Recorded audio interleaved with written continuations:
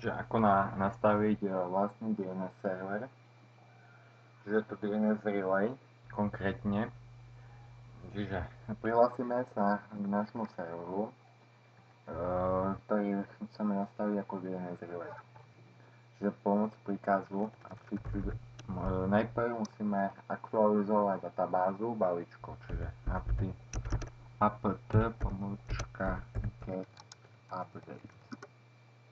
Teraz sa stiahne konkrétne databáza všetkých balíčkov z Debian serveru, z ktorých si potom môžeme vyberať rôzne iné balíky. Je to zo pár mega, čo tu stiahne, konkrétne 10,5 mega. Čiže teraz nám stiahlo všetky balíčky, takže môžeme prejsť k inštalácii. Čiže apt install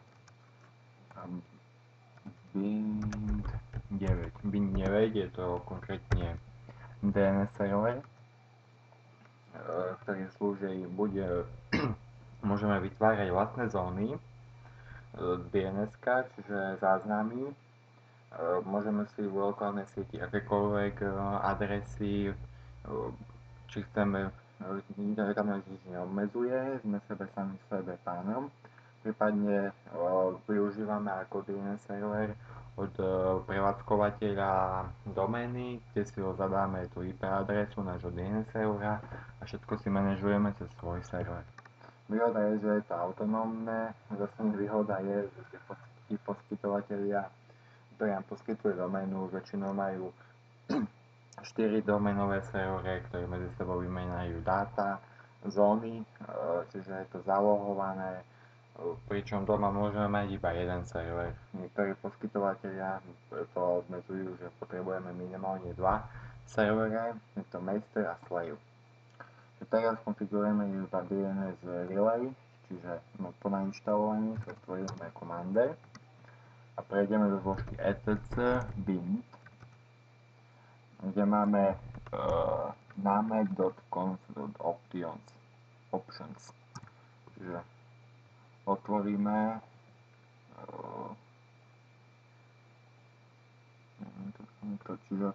dir, musím napísať takto named.conf.options. Čiže máme tu konkrétny súbor konfiguračný, že s tou default verzií tam skutku nič nie je, kde máme forwards. Máme dôležité, že to odkomentujeme. DNS server nekomentuje klasickým mriežkou, ale komentuje ako v PHPčku, čiže dvoma lomkami.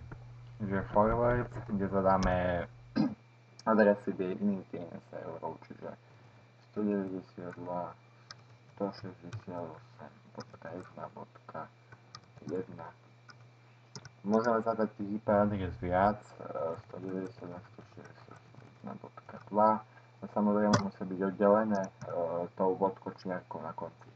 Počet DNS serverov nie je obmedzený, funguje to na tom princípe, že keď náš server nenájde daný záznam na prvej IP adrese, pokračuje ďalej, až pokiaľ ho nenájde. Čiže je to výhoda, môžeme si tu zadať nejakých 20 DNS serverov, pokiaľ nespadne fyzický server náš, tak asi DNS-ka nestratíme. Je to zálohované, keď tam máme viac serverov. Teraz máme verejný server veľa, buď použijeme googlovské, Google dáva pritom 2 DNS servery, je to z IP adresou 8.8.8.8, prípadne aj z IP adresou 8.8.4.4. Máme jedno, čiže keď máme tieto zadané, čiže si to uložíme, klasicky Ctrl X, Y, potvrdíme, že chceme uložiť a Enter. Môžeme reštartovať službu bind 9, buď to tam je to nejaký čo mi máme som tu nejaký znak chybný, to nám urobí, a keď už tam zadáme do IP adresy neplatný znak, tak už to nezapne. Čiže teraz nám daný server bind naštartoval. A keď nastavíme normálne Windows klienta, kde dáme tomu status, vlastnosti, TCP IPv4 a nastavíme len túto IPčku nášho servera 192.168.1. Vieme IP adresa 76, OK, uložíme, počkáme trochu, nech sa to aplikuje, otvorím CMD,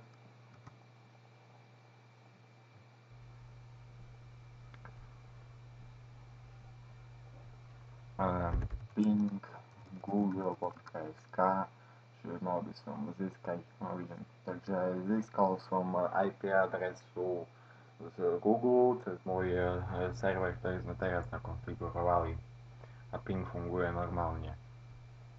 Čiže sme to získali, ten DIN 9 to spracoval požiadavok a preposlal iným domain serverom, ktorí buď to mali zakešované, čiže keďže tento ping, on si to ešte aj kešuje, môže ukladať do pamäte, väčšinou si to kešujete na navštevované stránky, keď chodíme väčšinou na tú istú stránku, prípadne veľa klientov, tak on si to uloží, napríklad veľa ľudí chodí iba na Facebook, tak on si to kešuje si to samotný Windows, kešuje si to aj ten bind, takže môžeme použiť. Čiže keď chceme nastaviť ešte daný systém, aby nenačúval na DNS od providera, ale chceme, aby náš server využíval, pôjdeme do etc a tu je resolve.conf, nanoresolve.conf a tu si zadáme server 127.0.0.1,